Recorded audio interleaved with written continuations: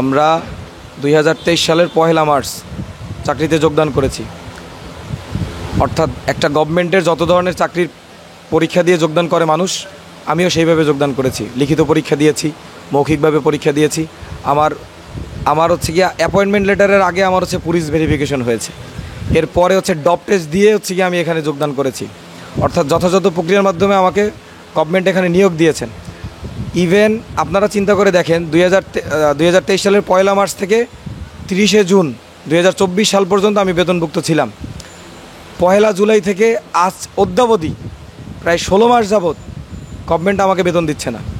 এবং বিভিন্ন দপ্তরে আমরা যোগাযোগ করেছি। আমাদের মাদার কর্তৃপক্ষ হচ্ছে গিয়া কমিউনিটি ক্লিনিক স্বাস্থ্য সহায়তা ট্রাস্টের এমডি মহোদয়, বাকি যারা আছেন তাদের সাথে কথা বলেছি। মন্ত্রণালয়ে বারবার যোগাযোগ করেছি। তারা শুধুমাত্র বলতেছে যে আপনারা যৌক্তিক দাবি নিয়ে এসেছেন, আপনাদের কাজটা হয়ে যাবে, হবে, আপনারা একটু সময় অপেক্ষা করেন। আসলে তাদের একটু সময় বলতে কত সময় সেটা আমরা কেউই জানি না। এবং দীর্ঘ 16 মাস পার হওয়ার পরেও তারা তাদের বক্তব্য থেকে সরে আসে নাই। তারা এখনও বলতেছে আপনারা একটু অপেক্ষা করেন, এই কাজটা হয়ে যাবে, আপনারা তো যৌক্তিকভাবে আসছেন, আপনাদের আসলে কোনো সমস্যা নাই।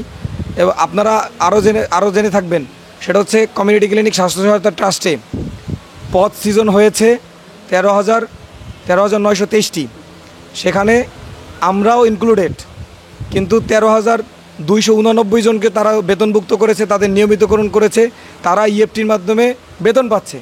কিন্তু আমরা 662 জন বাকি যারা কর্মরত আছি, তাদেরকে তারা কি কারণে, কোন কারণ দেখিয়ে যে তারা নেয় নাই, এই 2023 সালে যোগদান করছে যারা, তাদেরকে কেন তারা হচ্ছে অন্তর্ভুক্ত করে নাই, তার কোনো সদুত্তর আমরা আজ অবধি পাইনি।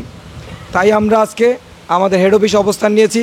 যতক্ষণ পর্যন্ত আমাদের বেতন ভাতা পরিশোধ করা না হবে, আমাদের নিয়মিতকরণ অর্থাৎ ইএফটির মাধ্যমে বেতন না প্রদান করা হবে, আমরা আমাদের অবস্থান থেকে সরব না।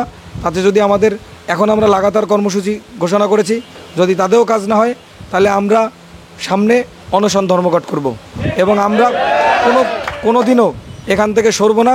আমরা আমৃত্যু পর্যন্ত হচ্ছে আমরা এখানে অবস্থান করব, যতদিন না পর্যন্ত কর্তৃপক্ষ আমাদের দিকে সদয় হবেন। এবং আমাদের ন্যায্য যেটা দাবি, আমার বলতে লজ্জা লাগতেছে রাষ্ট্রের কাছে, এটা তো রাষ্ট্রের লজ্জা হওয়া উচিত যে একজন কর্মী 16 মাসের বেতন দাবি করতেছে।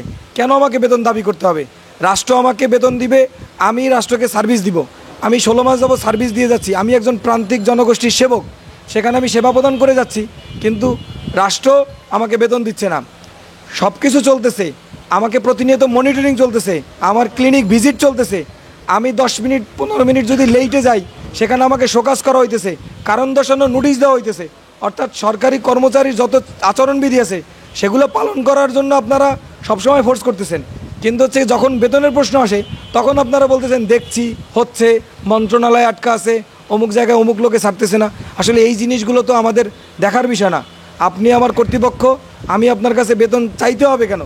আমার মাস গেলে তো বেতন পাওয়ার কথা ছিল, এটা আমার দাবিও তো না, এটা আমার ন্যায্য পাও না। আমি মনে করি এই দাবি নিয়ে আসলে আসার কথা না। আমাদের আসতে বাধ্য করছে কারা? কর্তৃপক্ষ যখন আমাদেরকে বেতন দেয় নাই তখন আমাদেরকে দাবি নিয়ে এই পথে আসতে হয়েছে। যদি আমাদের এই আন্দোলন সফল না হয়, আমরা লাগাতার কর্মসূচি চালিয়ে যাব, অবস্থান ধর্মঘট করব, প্রয়োজনে আমরণ অনশনে যাব। যদি তাতেও কর্তৃপক্ষ না হয় তাহলে আমরা রাজপথ বেছে নিব।